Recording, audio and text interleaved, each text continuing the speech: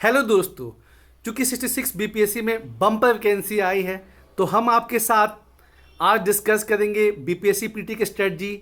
और हम लोग के साथ हैं नीलम मैडम, जिन्होंने 4 बार बीपीएससी पीटी का एग्ज़ाम निकाला है और 2 बार जो है मेंस के काफ़ी करीब पहुंची हैं। और इस बार तो मतलब 64 बीपीएससी में तो इन्होंने मेंस भी क्वालिफाई करा है।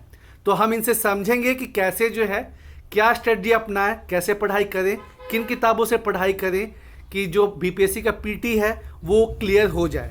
क्योंकि बीपीएससी में पीटी क्लियर करना मतलब माउंट एवरेस्ट चढ़ने के बराबर है। तो नीलम मैडम, आपका स्वागत है। Thank you. और हम जानना चाहेंगे बीपीएससी पीटी के बारे में, आपका जो अपना तजुर्बा रहा है वो हमारे दर्शकों के साथ शेयर करें। देखिए, बीपीएससी की बात करें या किसी भी एग्जाम की बात करें तो सबसे पहले तो ये जरूरी है कि हमें सिलेबस को देखना होगा। सिलेबस को आप एक बार थॉरली स्टडी कीजिए, क्या क्या पोर्शंस हैं, कहाँ कहाँ से क्वेश्चंस आते हैं, ये देखना होगा। और उसके बाद आप प्रीवियस ईयर्स के क्वेश्चन को देखिए। तो बीपीएससी में हम बात करें, प्रीवियस ईयर्स के क्वेश्चन को आप देखिए और सिलेबस को देखिए, तो उससे कुछ बातें हमें पता चल जाती है। सबसे पहले तो सब्जेक्ट्स की बातें कर लेते हैं कि कौन कौन से सब्जेक्ट्स आएंगे।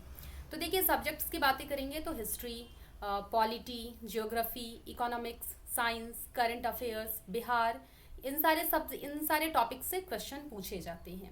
लेकिन इसमें भी अगर आप प्रीवियस ईयर्स के क्वेश्चन को उठा करके देखेंगे तो आप देखेंगे कि जो 150 क्वेश्चंस रहते हैं, 150 क्वेश्चंस में से लगभग 100 क्वेश्चन कुछ खास पोर्शंस से रहते हैं, जैसे हिस्ट्री, साइंस, साथ में करंट अफेयर्स और बिहार। ये 4 पोर्शंस बीपीएससी के लिए बहुत ज़्यादा इंपॉर्टेंट है। बाकी रेस्ट 50 में ही लगभग बाकी सारे सब्जेक्ट से क्वेश्चन रहते हैं। 50-60 में मैथ्स के भी इसमें 10 क्वेश्चंस होते हैं। तो हमें चूंकि अभी टाइम कम है, वैसे तो पढ़ना सब कुछ होता है, आप भी सब कुछ पढ़ रहे होंगे, मुझे उम्मीद है कि आप पहले से पढ़ रहे होंगे। लेकिन चूंकि अभी समय बहुत कम है, 2-3 महीने का ही समय बचा हुआ है, तो ये जो कुछ 4 सब्जेक्ट मैंने बताया, इस पे आपको स्पेशली फोकस करना है। ठीक है, पहले से आपने जहाँ से पढ़ा हुआ है वो उसने आप वहाँ जहाँ से भी आपने पढ़ाई की आप उसको रिवीजन कीजिए एक बार। और साथ में अभी कुछ खास बातें आपको करनी है। इन जो भी सब्जेक्ट्स के बारे में हमने बात की, इसके लिए आप अभी घटना चक्र को पढ़ सकते हैं। घटना चक्र बहुत ज़्यादा उपयोगी सिद्ध होगा, क्योंकि इसमें नंबर ऑफ क्वेश्चंस बहुत ज़्यादा होता है और प्रीवियस ईयर्स में जो क्वेश्चन पूछे गए हैं वहाँ से क्वेश्चंस का कलेक्शन होता है। तो आपको बार बार अलग अलग स्टेट का आप देखें तो क्वेश्चन उठा करके देखने की ज़रूरत नहीं है, आपको एक ही जगह सब कुछ मिल जाएगा। और साथ में आप देखिए तो हर क्वेश्चन का एक्सप्लेनेशन दिया हुआ था, जो कि बहुत ही शानदार है। आपको फिर जो भी आप पढ़ रहे हैं उससे रिलेटेड जो भी फैक्ट्स है वो भी आपको पता चल जाएगा। आप घटना चक्र में देखिए तो शुरू में वो समरी दिया हुआ रहता है चैप्टर का, वो भी बहुत इंपॉर्टेंट होता है। कई बार तो वहां से सीधे सीधे क्वेश्चंस आ जाते हैं। इसके साथ में अभी क्या है कि अभी आपको लूसेंट पढ़ना होगा, क्योंकि आपके पास टाइम नहीं है कि आप मोटी मोटी किताबें या बहुत लंबा चौड़ा नोट्स जो है वो अभी उठा करके पढ़े। तो आप अभी लूसेंट पढ़िए, साथ में घटना चक्र पढ़िए। ठीक है, मैं सारे स्टूडेंट्स को हमेशा ये सजेस्ट करती हूँ कि जब एग्जामिनेशन आप नज़दीक आ गया है तो या तो अगर आपने शॉर्ट नोट्स बनाया है तो आप वो शॉर्ट नोट्स पढ़िए, साथ में क्वेश्चन सॉल्व कीजिए। नहीं बनाया है तो घटना चक्र आप पढ़िए और साथ में लूसेंट पढ़िए। लूसेंट अपने आप में एक बना बनाया शॉर्ट नोट्स है। ठीक है, कभी भी लॉन्ग टर्म के लिए उसे पढ़ने के लिए सजेशन मैं नहीं देती हूँ, लेकिन शॉर्ट टर्म में ये बहुत ज़्यादा उपयोगी सिद्ध होता है। तो उसे आप पढ़िए। आप चाहे तो एक दिन में अगर आप हिस्ट्री देखेंगे तो मुझे जहाँ तक उम्मीद है ये 30-35 पेज में पूरा का पूरा हिस्ट्री खत्म हो जाता है लूसेंट में। तो आप चाहे तो 1 से 2 दिन में वहाँ लूसेंट से हिस्ट्री कंप्लीट कर सकते हैं और डेली डेली घटना चक्र से क्वेश्चन बनाना शुरू कर दीजिए। ऐसे ही आप सारे सब्जेक्ट्स में कर सकते हैं। ठीक है, अगर साइंस के लिए आपको ज़्यादा फोकस करना है तो लूसेंट साइंस की भी किताब आती है, आप उसे कर सकते हैं। अदरवाइज जो लूसेंट सामान्य ज्ञान है वहाँ से आप कर सकते हैं। ठीक है, तो ये तो हो गया कि ये सारा कुछ हमने देख लिया किस तरीके से करना है। और इसके अलावा कुछ खास बातें आपको देखनी होंगी। ठीक है, जैसे करंट अफेयर्स की मैंने बात की थी, तो करंट अफेयर्स में आपको क्या करना है, जैसा मैं किया करती थी, मैं हमेशा से इस स्ट्रेटजी को फॉलो करती थी, अपने स्टूडेंट्स को भी मैं हमेशा ये कहा करती थी और काफ़ी उपयोगी है ये। आपको करना क्या है कि हर 2 दिन पर आप 1 मंथ का करंट अफेयर्स सोच लीजिए कि आपको, मान लीजिए आज संडे है, कल मंडे है, तो आप सोच लीजिए संडे मंडे को मुझे जनवरी मंथ का करंट अफेयर्स करना है, आपने वो कर लिया। ठीक है, ऐसे ही करके आपने 12 महीने का करंट अफेयर्स कर लिया, ये हो जाएगा। और उसके बाद में यहाँ खत्म नहीं होता है, ये तो आपने 24 दिन में या जैसे भी आपकी कैपेसिटी है उसके अनुसार आपने कर लिया। अब आपको करना क्या है कि कुछ अच्छे यूट्यूब चैनल्स हैं, बहुत सारे चैनल्स हैं जहाँ पर आप देखेंगे वो करंट अफेयर्स का बहुत बढ़िया क्वेश्चन मिल जाता है, तो वहाँ से आप सेट बनाना शुरू कीजिए। ठीक है, एक दिन में आप एक मंथ को लीजिए और 2 3 चैनल 4 चैनल से आप उसका सेट बनाना शुरू कीजिए। तो आप देखेंगे कि आपने जो पढ़ा है वो तो रिवीजन हो ही रहा है, साथ में आप जनवरी मंथ की मैं बात करूं, मान लीजिए एग्जांपल ले रही हूँ जनवरी का, तो जनवरी में आपने जो पढ़ा था वहां से तो आपको बहुत कुछ रिवीजन हो गया, साथ में आप देखेंगे तो बहुत कुछ नया भी पता चल गया। तो अब एग्जाम में करंट अफेयर से क्वेश्चन छूटने के चांसेस बहुत कम रहेंगे। ठीक है, और लास्ट टाइम पर आप स्पीडी यूज कर सकते हैं, शुरू से नहीं तो, लेकिन जब लास्ट 1 मंथ बचता है तो स्पीडी यूज कीजिए। स्पीडी या उस तरह का जो 1 लाइनर वाला करंट अफेयर्स आता है उसको आप लास्ट टाइम पे यूज कीजिए। इंडेक्स एंड रैंकिंग बहुत अच्छे से पढ़िए, इंडेक्स एंड रैंकिंग से आप देखेंगे तो 1 से 2 क्वेश्चन रहता है। जो भी नए बुक्स आए हैं वो नए बुक्स को आप जरूर पढ़िए, वो नए बुक्स का ऑथर का नेम पूछा जाता है तो उसको आप जरूर पढ़िए। ठीक है, ऐसे ही आप हिस्ट्री में भी देखेंगे तो हिस्ट्री में भी बुक से 1 से 2 क्वेश्चन रहता है तो उसको भी आप जरूर पढ़िए। कुछ आप थोड़ा सा अगर पैटर्न को स्टडी करेंगे तो आपको पता चल जाएगा कि बीपीएससी का पैटर्न क्या है।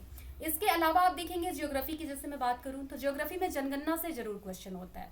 लास्ट टाइम भी मैंने कहा था 3 से 4 क्वेश्चन जनगणना से होंगे और आपने देखा था 3 से 4 क्वेश्चन जनगणना से आए हुए थे। ठीक है, उसके साथ में आप देखिए तो रैंकिंग से वहाँ भी बहुत क्वेश्चन आते हैं। रैंकिंग मतलब जैसे एग्रीकल्चर में क्या रैंकिंग है, स्टेट की रैंकिंग देखनी है, फिर वर्ल्ड में फर्स्ट सेकंड थर्ड कौन है, या फिर इंडिया की क्या रैंकिंग है। खनिज में भी ऐसे ही वहाँ आपको रैंकिंग देखना है। साथ में आप देखिए तो इकोनॉमिक सर्वे, इंडिया का इकोनॉमिक सर्वे, बिहार का इकोनॉमिक सर्वे, दोनों बहुत ज़्यादा इंपॉर्टेंट है। इवन यहाँ डेटा पूछ दिया जाता है, स्पेशली बिहार के संदर्भ में सीधे आपसे डेटा पूछा जाता है तो उसको आप पढ़िए, 1 से 2 दिन का काम है। बजट को आपको देखना होगा, इंडिया का बजट भी और बिहार का बजट भी, 1 से 2 दिन का काम है। ठीक है, करंट अफेयर्स में बिहार का करंट अफेयर्स देखना होगा। अगर आप पहले से कहीं नोट करके नोट्स बनाते हैं तो बहुत अच्छी बात है, अदरवाइज बहुत सारे यूट्यूब चैनल्स पे आप देखिएगा तो वो आपको मिल जाएगा। ठीक है, वो आप 5 से 6 दिन में पूरा का पूरा बिहार का करंट अफेयर्स कंप्लीट कर सकते हैं। 4 बार सुनिए किसी चैनल को, 5 बार सुनिए, या कहीं नोट्स बनाया तो 4 बार 5 बार पढ़िए, बहुत ज़्यादा समय नहीं लगेगा। डेली 1 घंटा आपको देना है बिहार के करंट अफेयर्स में, आप देखेंगे 1 सप्ताह में आपका करंट अफेयर्स कंप्लीट हो जाएगा। तो इस तरह से आपको करना है। अगर मैथ्स आप पहले से बनाते हैं तो बहुत अच्छी बात है। अगर सिर्फ 3 महीने में आपको लगता है कि आप फिर से अभी आर.एस. अग्रवाल या किसी किताब को लेकर मैथ्स बनाना शुरू करने वाले हैं तो वो बिल्कुल भी मत कीजिए, आप उसे बिल्कुल भी मत कीजिए। मैथ्स में आप देखेंगे 10 में से 5 क्वेश्चन तो काफ़ी ईजी होता है, तो वो तो आप ऐसे ही सॉल्व कर सकते हैं। ठीक है, बाकी अभी अगर आप नया से मैथ्स पढ़ना शुरू कर देंगे बिल्कुल न्यू तरीके से नए सिरे से तो वो आपके लिए मुश्किल हो जाएगा, बाकी सारे सब्जेक्ट्स छूट जाएंगे, तो वो बिल्कुल भी मत कीजिएगा। बिहार के संदर्भ में बात करें तो बिहार में देखिए इम्तियाज अहमद या केबीसी नैनो, इसको आप फॉलो कर सकते हैं। वहाँ से आप देखिए तो बहुत अच्छे से उसको स्टडी करना है, मेंस में भी बहुत काम आएगा आपको। इम्तियाज अहमद स्पेशली वो तो बहुत काम आएगा। पढ़ने के साथ साथ में आप क्या कीजिए कि यहाँ पर जो ऑब्जेक्टिव बुक आती है, जैसे इम्तियाज अहमद और रजनीश कुमार की बुक आती है, आप उसे पढ़ सकते हैं। ठीक है, वहाँ से आप पढ़िए, इम्तियाज अहमद अगर पढ़ रहे हैं तो पढ़िए, साथ में क्वेश्चन बनाते चलिए, या केबीसी नैनो पढ़िए और साथ में क्वेश्चन बनाते चलिए। सेट आप जितना ज़्यादा से ज़्यादा सॉल्व कर सकते हैं सेट सॉल्व कीजिए, और सेट में अपना एक टारगेट रखिए। ठीक है, टारगेट मान लीजिए आपने सोचा कि मुझे इस बार 90 मार्क्स आया है, नेक्स्ट टाइम जब मैं सेट सॉल्व करूँगी तो मुझे 95 लाना ही लाना है, और आप कोशिश कीजिए उसके लिए। पहले वाले सेट में आपने कहाँ गलती की थी, किस पोर्शन में आप पिछड़ रहे थे, उस चीज़ को थोड़ा सा उस पर ध्यान दीजिए, और इस तरह से आप देखेंगे कि धीरे धीरे आपका स्कोर बढ़ने लगेगा। एक बार जब आप 150 में अगर किसी सेट में 110 115 मार्क्स लाने लगते हैं तो आप समझ जाइए कि आप सही जगह पर जा रहे हैं, आप सही डायरेक्शन में बढ़ रहे हैं। हाँ, लेकिन अगर कम आ रहा है, आप 80-85 में रह जा रहे हैं तो फिर ये अच्छी बात नहीं है, आपको थोड़ा सा और वहाँ एफर्ट्स लगाने होंगे। तो इस तरीके से हम अपनी कैपेबिलिटीज़ को भी पहचान सकते हैं, वैल्यूएशन भी अपना कर सकते हैं, और साथ में अपना ज्ञानवर्धन भी हम यहाँ करते रह सकते हैं। और इस तरीके से आप देखेंगे तो मुझे नहीं लगता है कि बीपीएससी बहुत मुश्किल है, बस यहाँ सिलेबस को ध्यान में रखते हुए पैटर्न को फॉलो करना है। और अभी तक आप देखेंगे, अगर आप पिछले 10 साल का क्वेश्चन उठा करके देखिए तो आपको लगेगा कि हाँ बीपीएससी लगभग सेम पैटर्न फॉलो कर रही है, चेंज बस आया है तो ई ऑप्शन का चेंज आया है। ठीक है, दूसरी एक बात मैं आपको फिर से कहना चाहूँगी, कई बार मैं इस बात को दोहरा चुकी हूँ कि आपको देखना क्या है कि जो टफ क्वेश्चंस होते हैं उनके पीछे बहुत ज़्यादा दिमाग नहीं लगाना है। देखिए, टफ क्वेश्चन होता है तो सभी के लिए टफ होता है, सिर्फ आपके लिए मुश्किल थोड़ी ना है वो सभी के लिए मुश्किल होता है। लेकिन हाँ, इजी क्वेश्चन जो सिंपल क्वेश्चंस होते हैं उससे आप मत छोड़िए, वहां आप गलती मत कीजिए, क्योंकि पिछड़ते आप तभी हैं जब आप कोई बहुत साधारण सी चीज में गलती कर देते हैं। बहुत साधारण सी चूक आपको पीछे कर देगी।